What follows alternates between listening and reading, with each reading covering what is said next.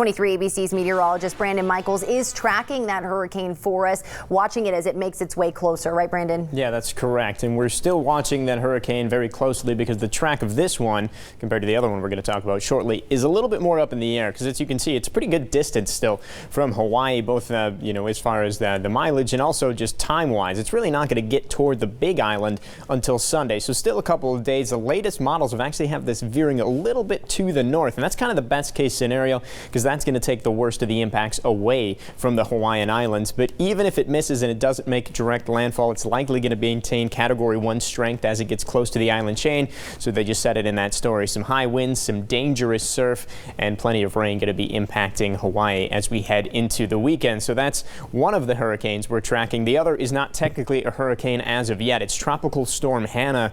That is in the Gulf of Mexico. You can see it's kind of disorganized right now. It's close enough that we can pick it up on radar.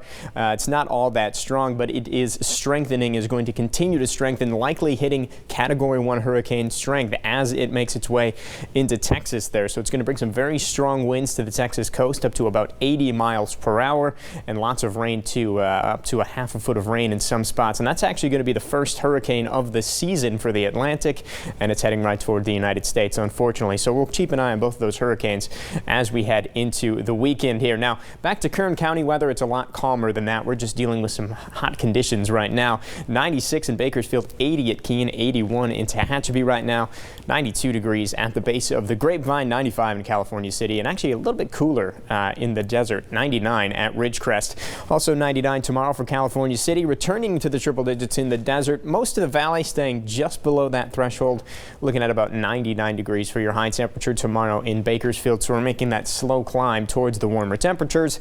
The desert typically breezy tomorrow, 20 to 25 miles per hour. Not all that windy for us in the valley here, but the real heat comes as we head through the remainder of the forecast. Sunday at 102 degrees, and that looks like the potential for our next heat wave there. 102 on Monday as well, 101 on Tuesday. The good news, we've backed off a little bit as we head into Wednesday, Thursday, Friday. It looks like the heat is going to kind of moderate a little bit, so some good news as we head into next week. Still pretty much average for this time of year. 7-day forecast for the Kern River Valley, looking at a high temperature of 98 by Tuesday. Tehachapi, actually you guys have got a couple days in the 90s. Fraser Park mainly staying in the mid 80s through the forecast here. Sunshine, dry conditions for us here in Kern County, but again, it's going to be kind of a busy day as far as nationwide weather for the weekend, so we'll watch that closely.